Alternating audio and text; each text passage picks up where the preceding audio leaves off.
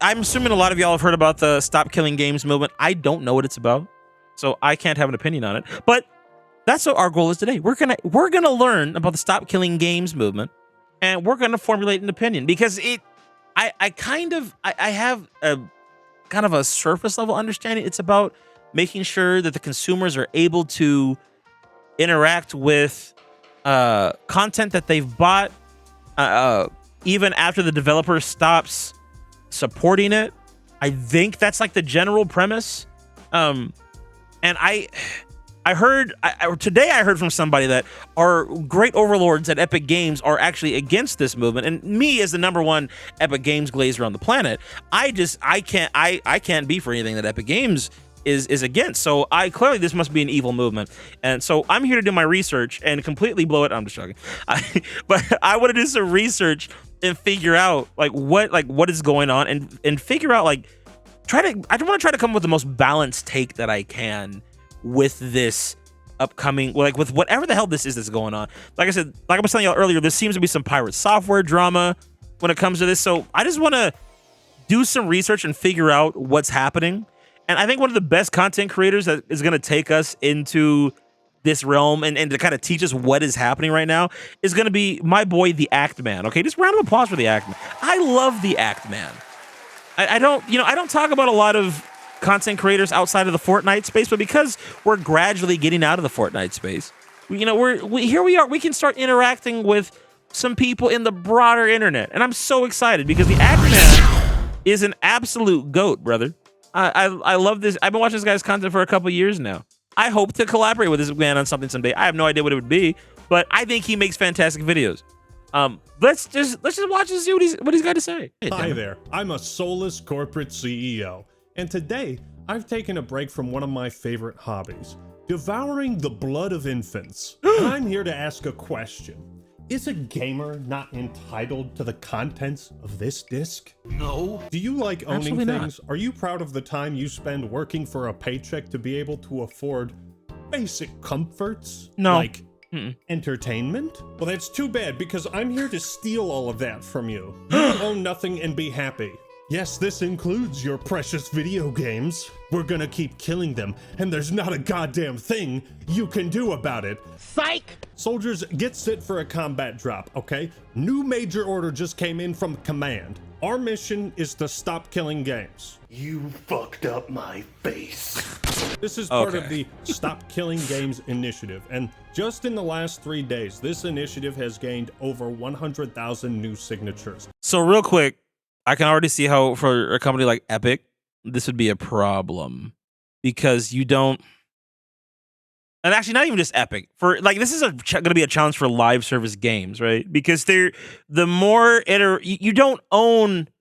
The premise is not to own a live service game, right? But a lot of live service games are free to play, but then you have live service games like Helldivers, which you have to buy into. But it's like, what if Helldivers stops being supported at some point in the future? So I paid $40 to gain access to a game that I can no longer.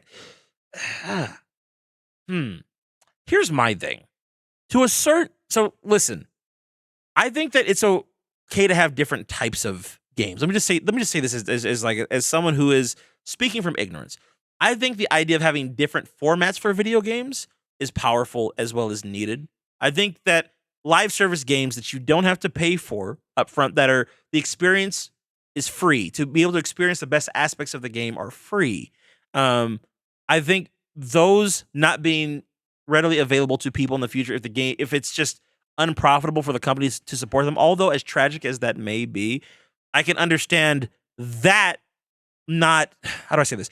I can understand those types of games going away. That doesn't take away from how tragic it is. However, there was no requirement up front for you to buy into. Now, the issue comes into play where you have things like battle passes and cosmetics that people buy in these games, where when the game gets shut down, you have no access to these things anymore, right? And that's the risk that you run when you buy into something. I'll be honest, from my surface level understanding of this, before we even get into the meat of this topic, the way I'm looking at this, the way I'm thinking about it right now, from a live service standpoint, Not from like, I'll give you an example. Suicide Squad kills the Justice League, right? Like that was like a storyline based game that was created. How do I say this? That was a storyline based game that was, or a single player based storyline game that was entirely online. Like you, in order for you to interact with that game with a single player mode, you had to log in online. And I think if they haven't already, I think the plans were to shut that game down because there just weren't enough people supporting it. And so like now you have no access to any of that content anymore. That sucks. Like that's absolutely trash. But for things like Fortnite, as tragic as it would be if, God forbid, one day Fortnite or Warzone or any of these games, they go offline and you've invested all this time and money into them, that's the risk you want run, man, with live service gaming. But I do think that there is, like, overall, let's take a step back. I do think overall, culturally speaking, I think there is a problem with no one ever being able to own anything. And also, like, if you're a gaming purist or like a gaming historian, someone that just really enjoys the culture of video games, how there's so many video games that would be lost to time due to companies just not wanting to support them anymore, not being able to afford it, not being profitable for them to support the games anymore. So I don't know. Let me stop yapping and keep reacting. Are we blind? Deploy the garrison! And its entire goal is game preservation. Now, we have until July 31st to get all of these signatures, and I think we can get it done. Stop Killing Video Games is an initiative as straightforward as those 4 words. As a refresher, Stop Killing Games is a consumer movement to stop publishers from effectively destroying video games they have already sold to customers. This movement was started by a channel called Accursed Farms and a creator who goes by Ross. He has been hard at work promoting something that benefits all of us. If you buy games, play them, or even if you do neither, and you only watch someone stream games, this affects you. But now is the time for any passionate gamer to throw their full support behind this. He recently posted an hour-long video detailing basically the start and the end of the entire movement. It's a really good watch. I'll have it linked in the description and pinned comment, but I'll let Ross sum up. The quick legal argument is that the vast majority of games with an online requirement say they can be terminated at any time for any reason. Or Blizzard likes to say any or no reason. That might be a violation of Directive 9313 EEC. And prohibits unfair terms, causing a significant imbalance in the parties' rights and obligations to detriment of consumers. Terms such as those related to the unilateral modification or termination by the trader of a contract of intermediate duration without reasonable notice may be deemed unfair, subject to a case-by-case assessment.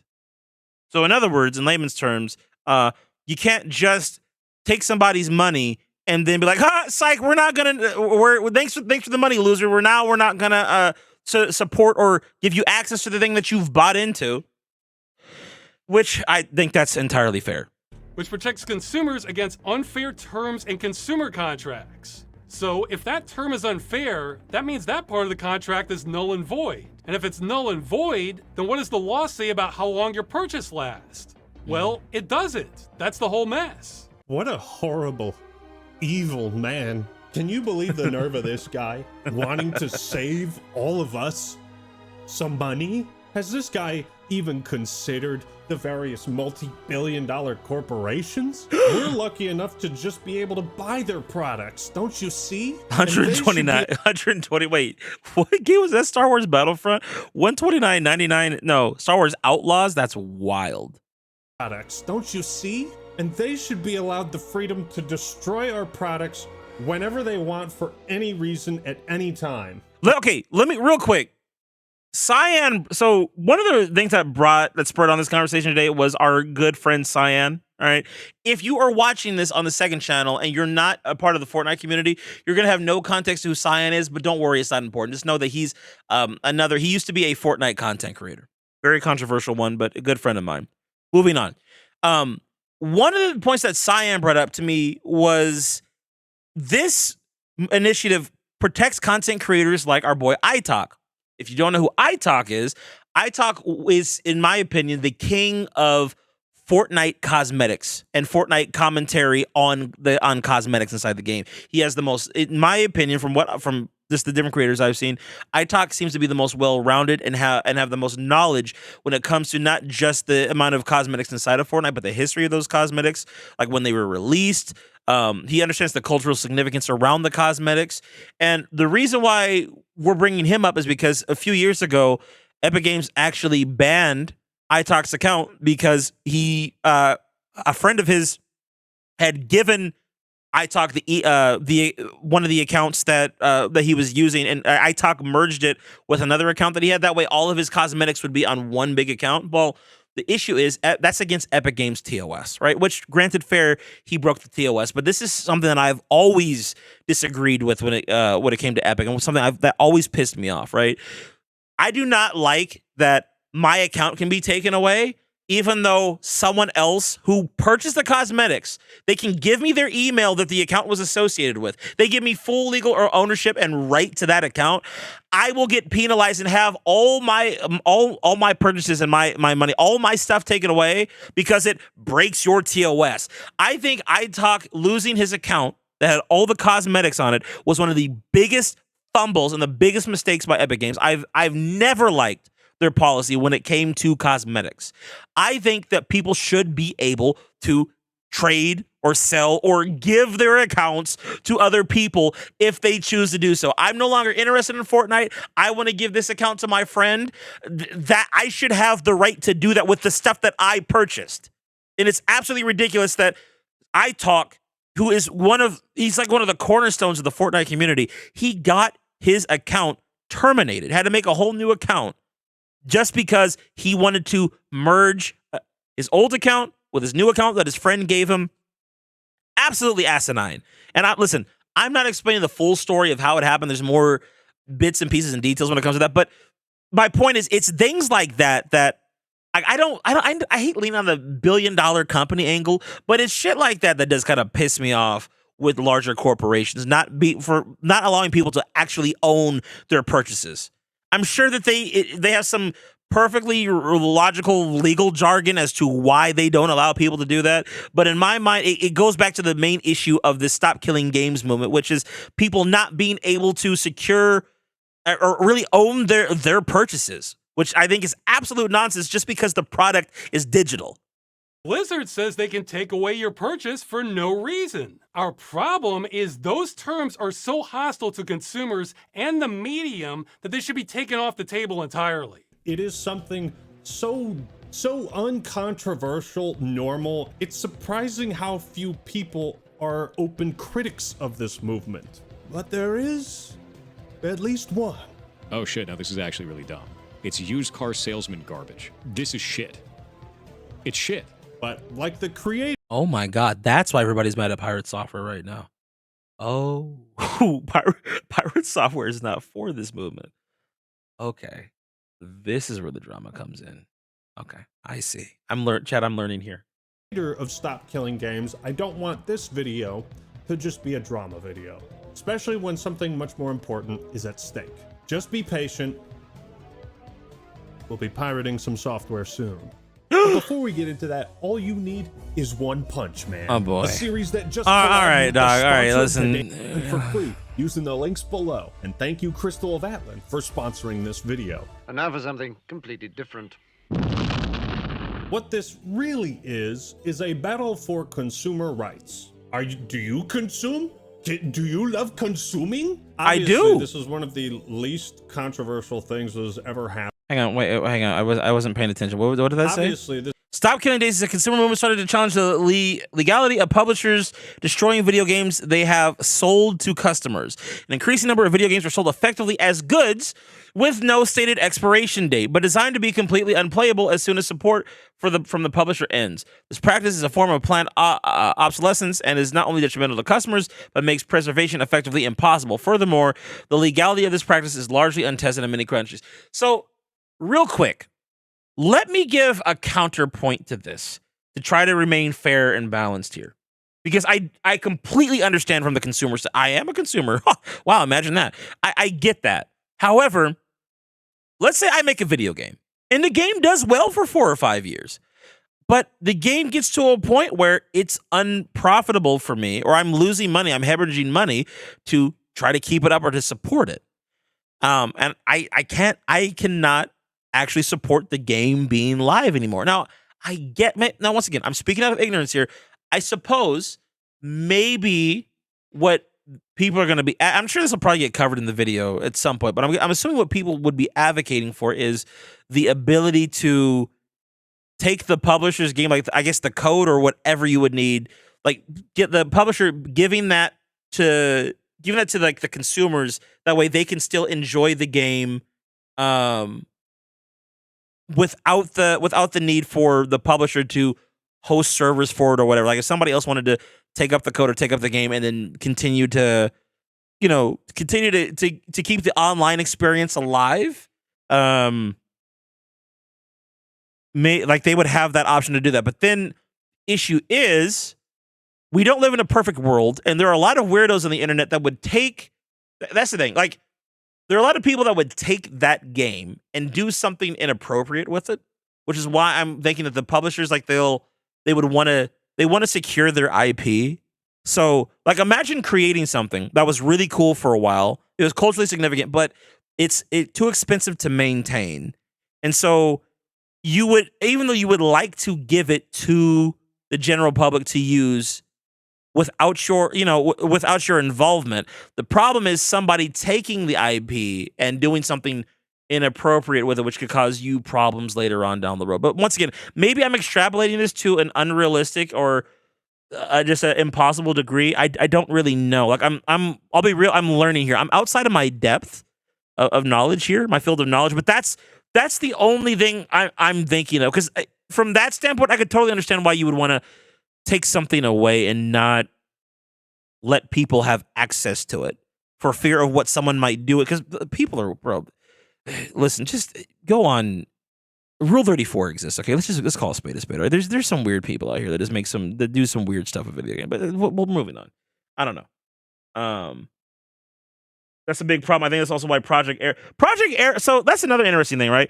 Project Era got axed, as it should have, because of because of OG coming in. That like Epic created at least they created a new version of the old game. I can understand. I can understand that. Like you can't. That's the thing. Chat. Like imagine creating something and then somebody else taking your thing that you created and then using it without your permission. Even if they have the best of intentions, that's very shaky ground to stand on. And as someone who is a publisher or something that invested time, money, and resources into creating a product, you should, even if you're not going to be using that product for the foreseeable future, you should want to protect that IP. Because you can't just let everybody do whatever they want with your thing. But it's also not possible to maintain the use of said thing either. But once again, I'm on neither side here. I'm just trying to get closer to the truth while watching this video. This exact thing happened with the Transformers games. That is true. I was actually going to bring that up. Transformers Devastation. I've never played that game, and I've wanted to play it, but I can't buy it on PC, and it sucks. And same with War for Cybertron, Fall of Cybertron. If you don't have a physical copy of either one of any of those three games, you're pretty much screwed. And I have a digital copy of War for Cybertron, Fall of Cybertron. I will never delete that, because if I do, I won't have access to the game anymore, which sucks. But yeah, the exact thing happened with Transformer games. All fans did was bring game servers back online and create mods so you can play as G1 characters or as Earthworks characters or whatever. Yeah, and once again, I think that's so dope, but it's the problem is there's so many, as much as there are like well-intentioned people, there are also ill-intentioned people too, and you have to be very careful with who you give access to your IP, because you don't want headlines being made about your game that's no longer in service. It was somebody doing some wild crap, having a wild mod, and then it gets you bad publicity, and somebody's 9-year-old kid was caught playing it. It's a bad look. This is one of the least controversial things that has ever happened in the worldwide gaming community, and I truly mean that. You could not come up with a more inoffensive movement if you tried. Let's see if we can try. Are you in favor of the stop slaughtering baby seals with machetes movement? No. Are you against that? Maybe. This is shit. Not only do I not want to back this, I'm going to actively tell people not to. Wait. International Day of Action to aid the Canadian SEAL. Wait, this is this is a joke, right? He didn't actually. I'm assuming that he. Okay. I not want to back this, I'm going to actively tell people not to. And I encourage everyone who lives in the UK and is watching this to sign the initiative. That will also be linked down below. Let's get it done. Looking at you, France and Germany. This is not a drill. Repeat, this is not a drill. Remember your training and fight. Democracy! We're still in this. I must commend and congratulate Ross. Getting over 600,000 people to click a document and sign it is no easy feat. Least of all, getting 600,000 gamers to agree on something. The last time that many gamers agreed on anything, it became the most downvoted Reddit comment of all time. The intents of my pleasure. This is an accomplishment unlocking different heroes. As for costs, wait, what is this for? Is this Helldivers? What is this for? I think this is Helldivers. This, yeah, this was Helldivers last year. I think that's wild. So Ross, I think you are well within your right to enjoy this moment of pride and accomplishment. The reason this initiative is being pushed forward in the European Union is so it can open negotiations for companies to become legally obligated to preserve their games in some way, or at the very least, allowing consumers to preserve the games. The point is, this movement is very pro-publisher. It leaves that choice up to the publisher. They have multiple options. It's really such a convincing argument, even if you are on the side of like game publisher, corporate executive type guy. As seen with The Crew, publishers like Ubisoft are fine with abruptly shutting down their games, eliminating all online functionality, and offering no recourse for people who want to play that game, maybe now, maybe somewhere down the line. See, this is okay. So once again, I have to get out of the Fortnite brain and the Fortnite mindset and look at the bigger picture, because I'm not familiar with all these issues that other people are having in the gaming space. I didn't know that Ubisoft was just shutting down games like that randomly, not telling people. But does that surprise me? Not really. And then offering no recourse for the player. Is this good for the player? And here's the phrase that That Redicon was for Battlefront 2 loot boxes. Okay, my bad.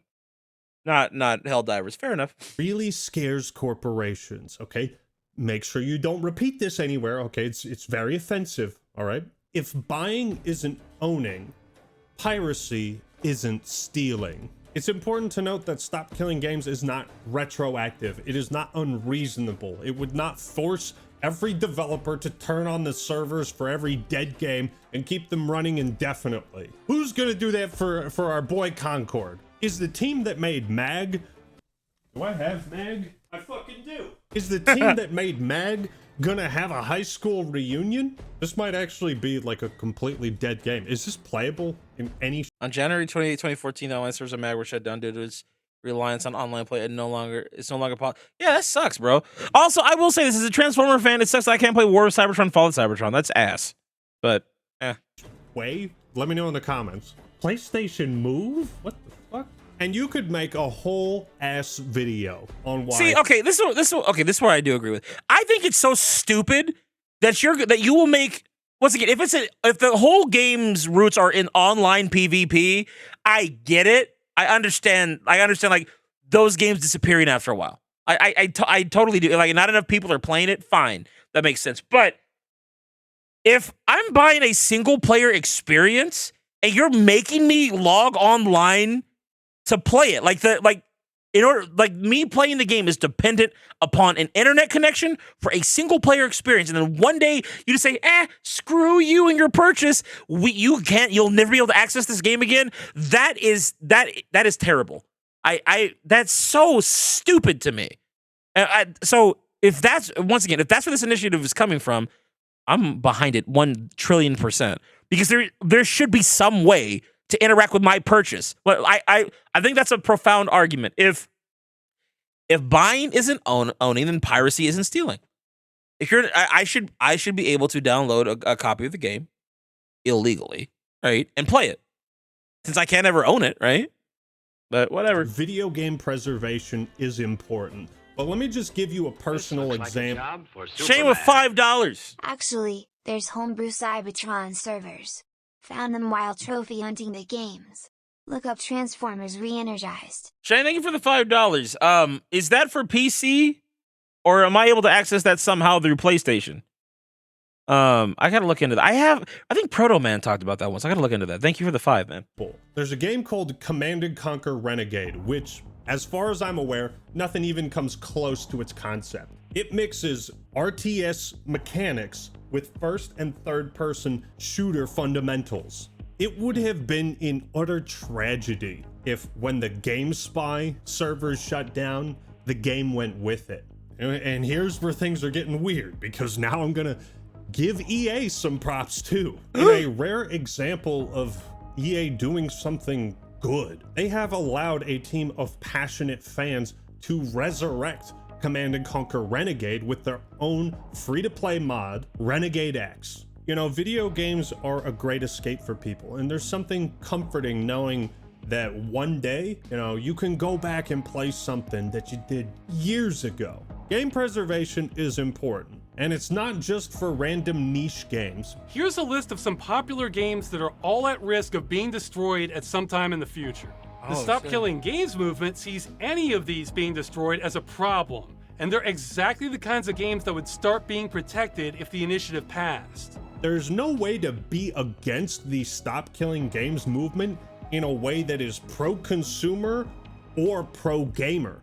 And if it ain't pro-gamer, then I'm a big hater. Stop Killing Games was stuck around 400,000 signatures for months, and it seemed all hope was lost. Until now. Who deserves credit for this sudden resurgence? That's right, ladies and gentlemen. Let's talk about Mr. Software. Now, unfortunately, Ross had done just about everything he could think of to push to get those 1 million signatures. And this guy is one hell of a diplomat. Very nice demeanor, passionate about games, doesn't really show any malice, hatred, contempt towards publishers or anyone. In fact, you'd be hard-pressed to find anyone that could actively dislike a guy like Ross, let alone publicly. Okay, I really don't want to do this next part, but it's become a liability for the campaign for me not to. Our biggest critic by far is YouTuber and streamer Pirate Software. If your only exposure to Stop Killing Games has been this video, then you've been misinformed. This video is by someone who does not understand the campaign, has been trying to stop it, and has been making up what it is about. Let's get Real quick.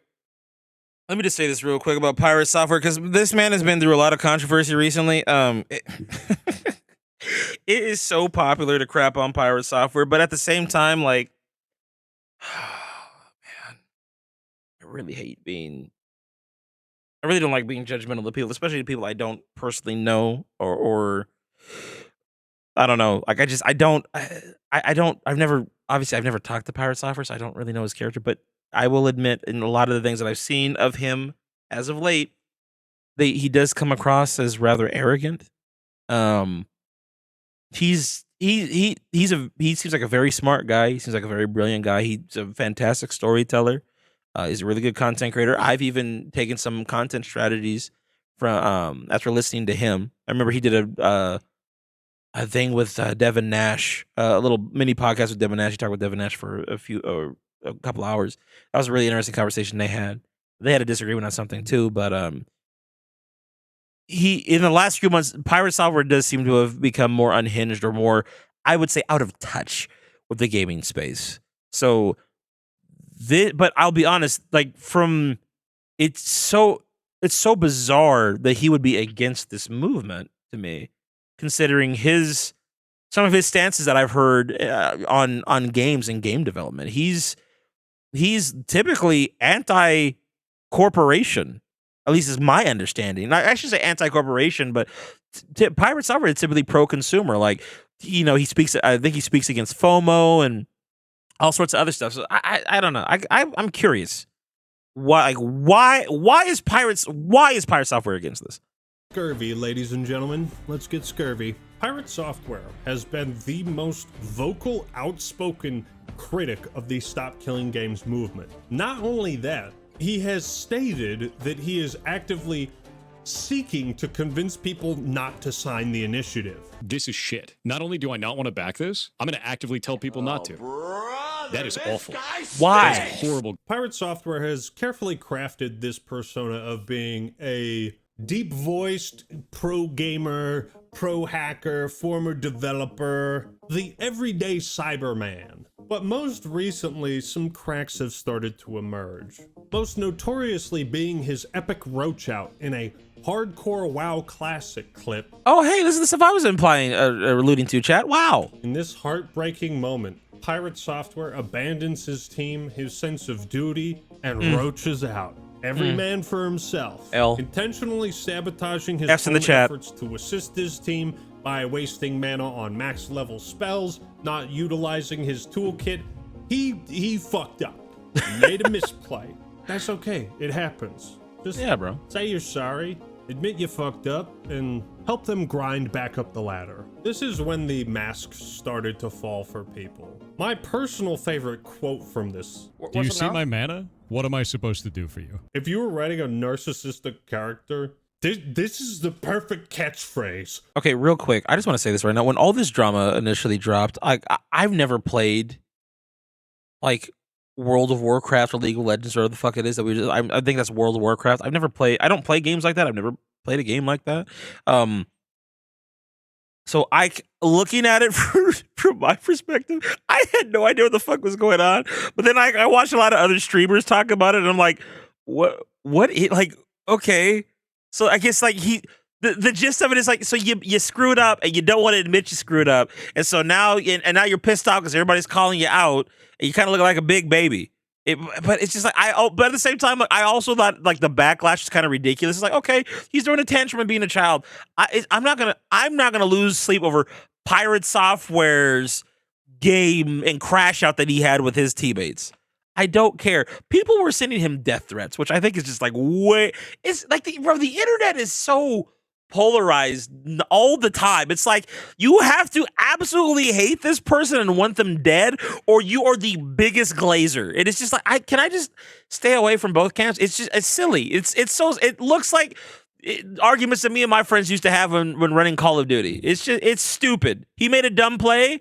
He looks goofy, but the thing is, because you're a famous content creator, you're at the forefront of internet culture and gaming and shit, you got a different responsibility. He should, honestly, for his own sake, he should have just owned up to it and just apologized. But that's easy for me to say. I haven't had any crazy controversies like that, so whatever. Do you see my mana? What am I supposed to do for you? Brother, help me!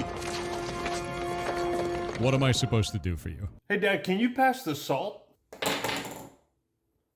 What am I supposed to do for you? So this kind of turned him into a lolcow. I love the act, man, bro. Real quick, Rest Ranger said, Clark, I think it is important for Fortnite. I think I should be able to play Save the World and or bot lobbies in BR. I guess Save the World has a story mode. So it makes it, yeah, Save the World, I think, is a great example. I think that's like, if Epic ever wanted to stop supporting it, but they allowed a team of people to be able to, run servers for the game or allow people to continue to play the game, I think that'd be great. It would, as of right now, Fortnite would, if something happened to Fortnite and they wanted to take the game away, like you couldn't play it. And once again, Save the World is an experience that you have to buy into. But now, keep in mind, things like certain LTMs, I think, once again, Save the World is, I think this makes sense for single player based experiences. But when you're talking about like online multiplayer PvP stuff, I think that's where it kind of gets a little shaky. Because if you don't have enough people that want to consistently play the game, it shouldn't, like, the company should not be forced to maintain like servers at a loss so like a handful of people can play it. But if they are well within their capability of giving people the ability to maintain the game and servers, like that other example Ackman gave at the beginning, as long as they're within specific guidelines that the publisher is comfortable with, I think that's the direction a lot of people should go. And if there's any revenue earned, I think the publisher should definitely earn residuals from it. Absolutely. But anyway, because he made obvious mistakes and then pretended like he didn't. It's kind of weird, dude. But then it started to get weirder. You see, Pirate had been up to some other shenanigans. yes, Brush. It was because they were playing hardcore. Yes, they were playing hardcore World of Warcraft or whatever the hell, Wizards and Dungeons, and if you die in that game, you're like, you lose everything. You lose all your progress, and that's what sucks. Like, countless hours of work gone because bro just did not follow directions and was trying to save his own ass. Like, what am I supposed to do for you? It's so wild. Including filing a DMCA takedown on an indie game that he thought used his voice and likeness. It's a fucking meme game called Idle Streaming Bonanza. It's a game that includes many streamers and basically just pokes fun at all of them. The thing of it is, oh my god, there was no active build of the game with Pirate Software's voice. So when he filed a DMCA, he filed it maliciously and incorrectly. Not the first time we've dealt with someone who did that. Luckily, the act attorney is on vacation. Pirate was completely in the wrong, and I think it says something about a guy whose first reaction to learning his voice has been used in a video game that is essentially just a shitpost is to immediately try and take it down. Like, who does that? We're going to take you to court. You're going to lose. You cannot use somebody's likeness or voice in any way inside of your games without their permission. Welcome to the Finding Out timeline, bud. What am I supposed to do for you? We're all on the internet. We all get made fun of on here. Yeah. As much as you're angry right now, of course I ran. Yeah, no, he was doing it maliciously and using my voice. Gloated about it all over Reddit. And this post has, guess how many upvotes? 27. What the creator of this game had done is just posted a clip on Reddit of what it would be like if Pirate Software was in the game. Chat, real quick. This is a broader point here. This is what I talk about. This is what I'm referring to when I'm saying, like, if you're going to be a content creator, you have to have thick skin. Like you do. There are going to be people that are going to say really nasty things about you. And the bigger you are, the worse those things are going to be, where it's a situation where, yeah, they're gonna put you in a video game using your voice and make a meme out of it, right, or whatever.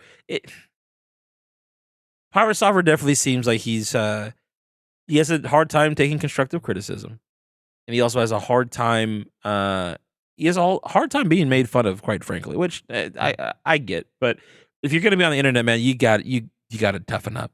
You got to deal with it.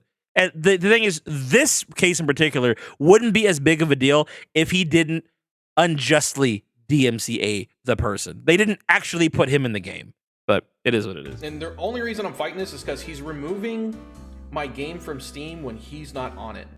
That's the issue I have with it. All the other issues I'm fine with. Like, Pirate Software didn't even bother to check that he was actually in the game, or, I don't know, respond to this post and say, hey, can we talk? Can you take that out? Like, he just went hard straight to DMCA. He put it up on Steam and showed that my voice was going to be in it. And that's it. But ever since that WoW clip, people have been going back and uncovering some things.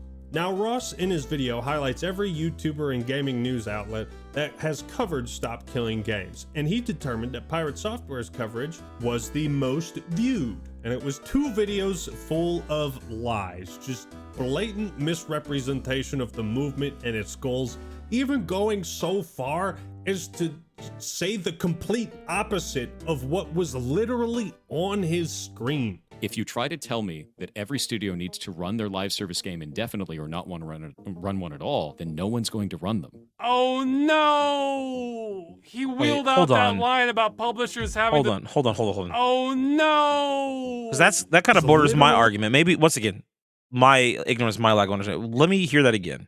On his screen. If you try to tell me that every studio needs to run their live service game indefinitely or not want to run one at all, then no one's going to run them. Oh no! He wheeled out that line about publishers having to support the game forever. He was literally watching the video.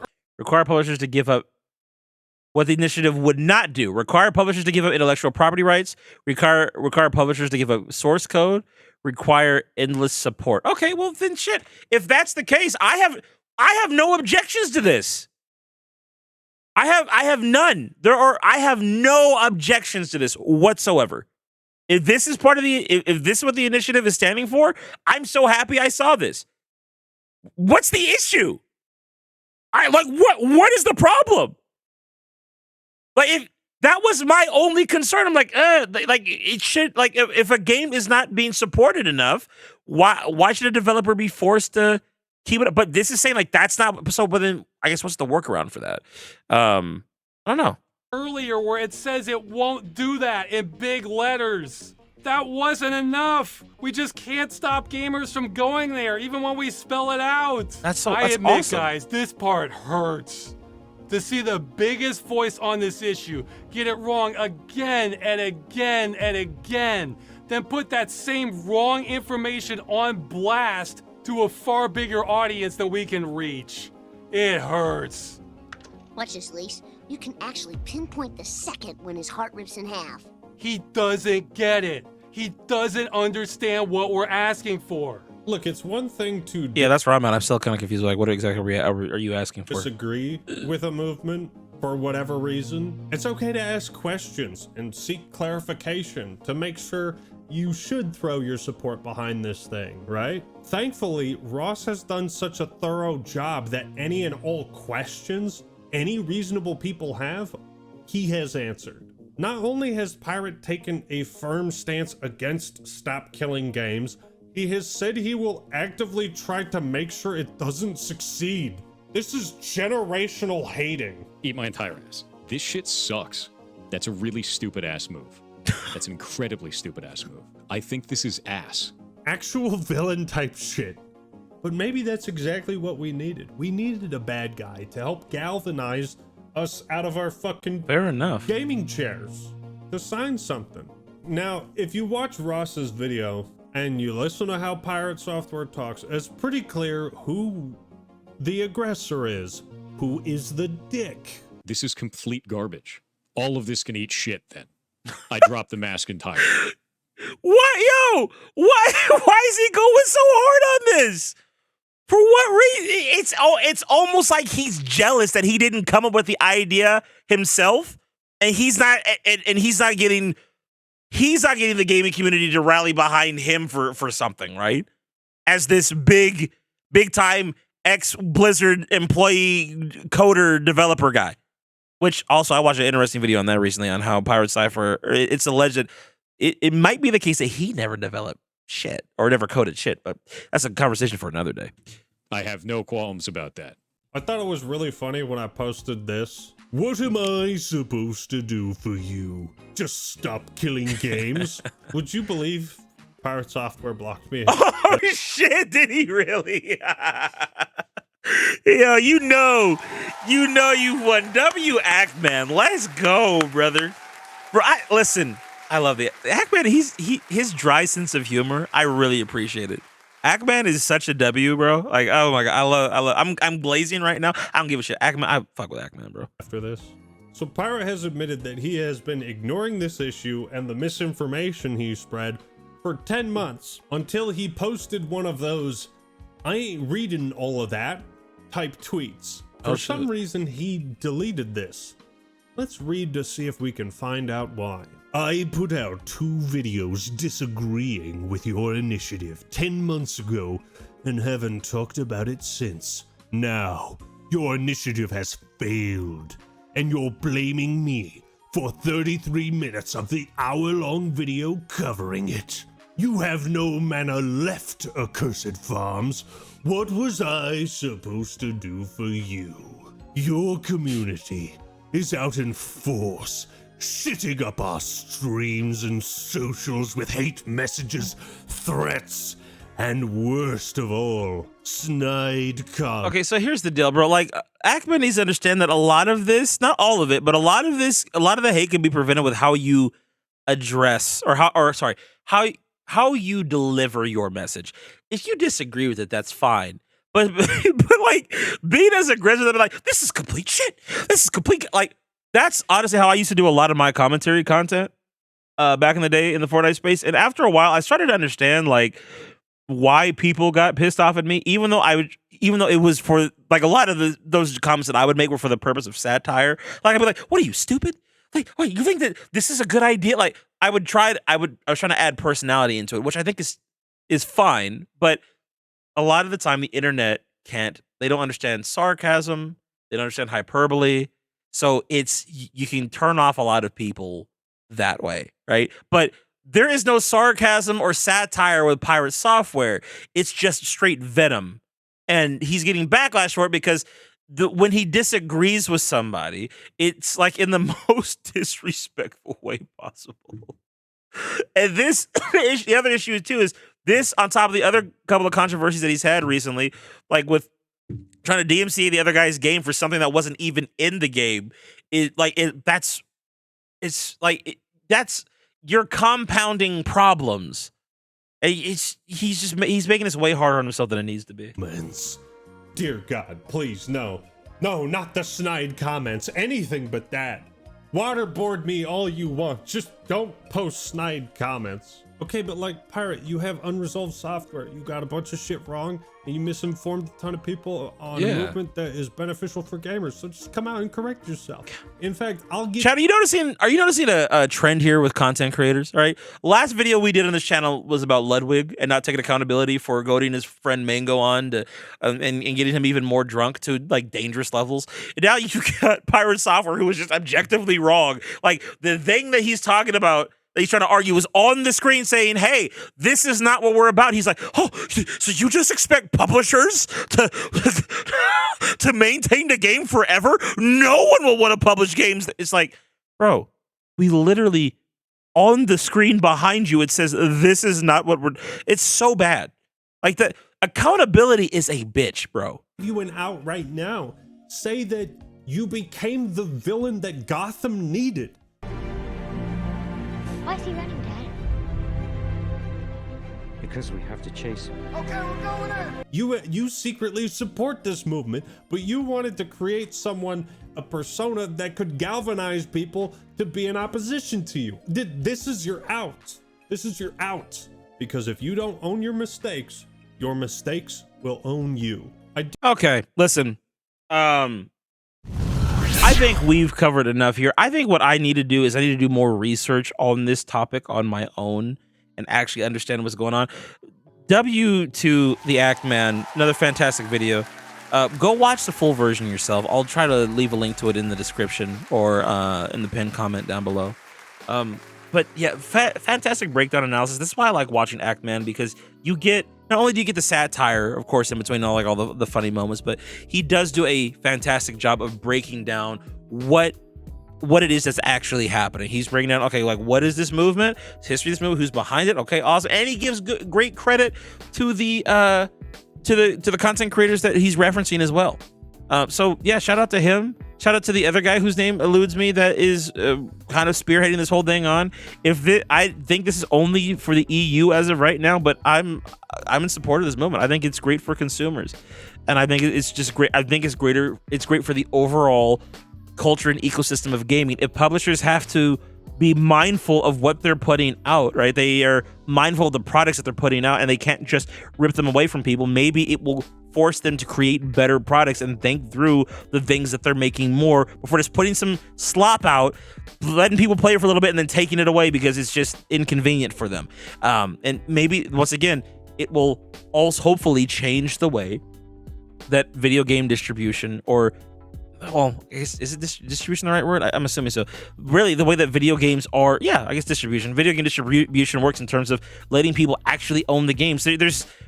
People should be able to own their games, and I think this even extends to cosmetics inside of free games like Fortnite. People should be able to own the items that they purchase inside your game for as long as that game exists. But on a grander scale, outside of my limited understanding in the Fortnite space, people should be able to own their games, and I think there is value in video game preservation. I am not the biggest gamer. I'm not gonna sit here and act like I am. I've not played a lot of video games in my lifetime, but as I become a content creator in the space, I've grown a greater appreciation for gaming in the gaming space, and for people that want to preserve the history of video games. I think that this initiative is necessary.